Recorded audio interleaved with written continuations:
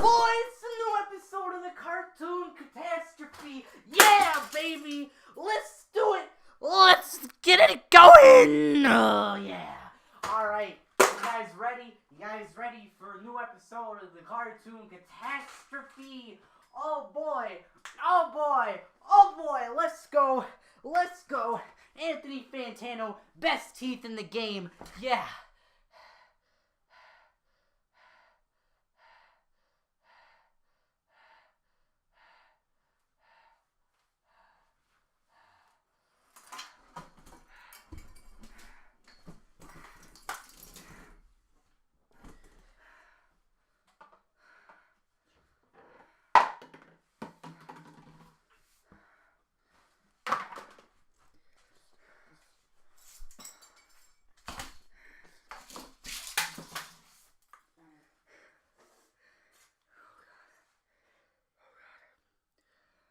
Hello and welcome to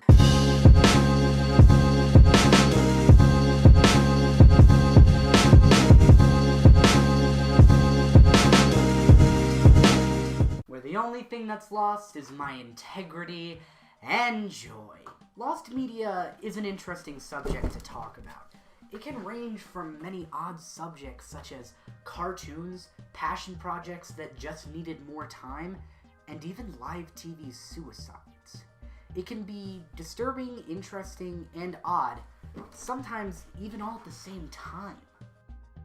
While today I'm not talking about the gritty stories of Christine Chubbuck or Timothy Treadwell, I will be talking about something that if you're subscribed to this channel, you probably love. Cartoons. The world of animated film is so fascinating, and one part of animation that I feel is, on the wiki at least, not talked about enough, at least with some of the more obscure ones, is lost pilots. Animation is a tedious process that can require the work of many people. While computers and the internet have made this much easier, it is still very time-consuming and difficult, although some people don't understand this. I talked about this partially in my Kitty Bobo video, but usually for cartoons and even TV shows, pilots will be produced to show the capabilities and feel that a show has to offer. It can aid in giving investors and large companies a better understanding of what they're putting money into and help them decide if the show should be greenlit or not. Today I want to talk about 5 different lost pilots. Now you may ask, why 5? Why not 1 or 2? Well, most of the pilots, at least on the Lost Media Wiki, are very short, or they've already been found, and I didn't want this video to be 2 minutes long or something like that. Anyway, enough rambling. Let's get right into it and see what's going on in the world of Lost Media.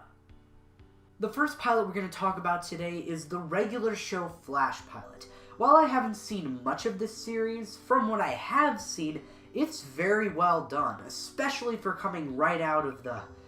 Oh no. The Cartoon Network Dark Ages. Before officially airing, there was a pilot created called First Day, and before even that, 2 pilots, one of which was Flash animated, was made as well. The article present on the Lost Media Wiki speculates that its plot was most likely similar to the original pilot. No confirmation has been made by any crew members or the man himself, J.G. Quintel. Around 25 seconds of the footage has been found, but that's really all we know. One of the only YouTubers who really talks about Lost Media other than these guys, Rebel Taxi, talked about this in a video, so check it out, or something. Next, let's talk about the Gravity Falls pilot. It's a show near and dear to my heart. Now, while it's not personally the greatest show in the world, it definitely has some flaws. I still love the crap out of it. It's a great show. This pilot appeared to be a cut-down version of the very first episode of the series, Tourist Trapped. Made in Adobe Flash around 2010 with a 12-minute runtime, this pilot remained elusive even after the show ended. While a few clips had surfaced, many were unsure as to if it would ever be released, with a quote from creator Alex Hirsch saying that it would be like showing you awkward photos from my high school prom. Additionally, it used music from the animated band Gorillaz, which would have been a licensing nightmare had it been released officially. officially. Fast forward to 2016. Hirsch says, "Screw the rules," and says if anyone can solve the now infamous cipher hunt, he would release it. It was done in a week. The pilot was released on the Mystery of Gravity Falls website, and is now everywhere. Somewhat surprisingly, even though it's all over YouTube and the internet, there's been no strikes or conflict over the pilot. While that's not really a bad thing, it is definitely odd considering this is a Disney product technically. But, you know, it is Gorillaz and Damon Albarn, he's pretty cool, so you never know. Oh hey, look at this article that's conveniently put on my screen right now. Meso Blues was the pilot, or more technically, the first appearance of the character Johnny Bravo, one of the first Cartoon Network original shows all the way back in 1993. It was the senior thesis of animation student Van Partible, and was the first time the original version of the Johnny Bravo character was used. The short film was Partible's reason for being hired at Cartoon Network, and being able to pitch a 7-minute short using the character. The plot of the short film revolves around an Elvis Presley impersonator, which is where Bravo got some of his mannerisms, style, and obviously voice. Not a whole lot of footage has been made available to the public at all, except for a few silent clips found within a Season 1 DVD for the show. Hopefully, like the trepanation of the skull and you, Partible will one day release the full short. Hey kids, you want to hear about the lost pilot to Thomas the Tank Engine? No. Well, I'm gonna tell ya anyways. Alright, we all know that everyone loves Thomas the Tank Engine. I mean, here's a clip to prove it. I just wanted a piece of Percy's ass, you feel me? You know, I just wanted a piece of that helicopter's ass. that wasn't the clip I was talking about.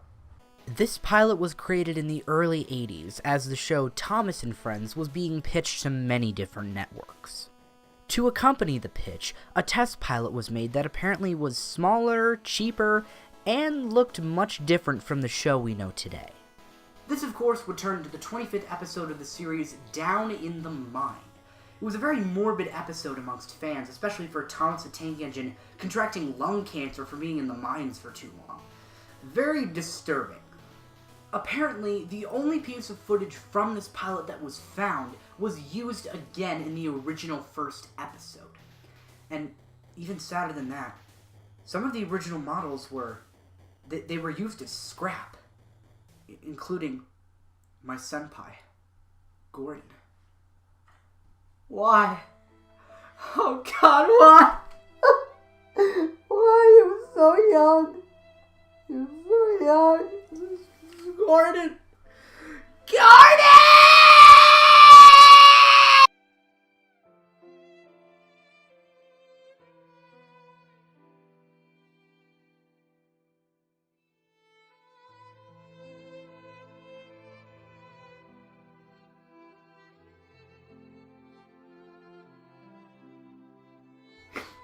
Okay, we've got to move on. We've got to move on. Even though I can't. Okay. Okay, I'm ready to do this. I need something happy to cheer me up. I need a nostalgia, a hit of nostalgia. Ah! Okay, that was kind of what I asked for, but alright.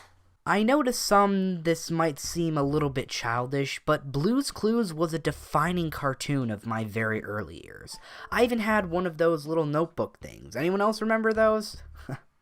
If only my life could be as innocent and pure as it was years and years ago.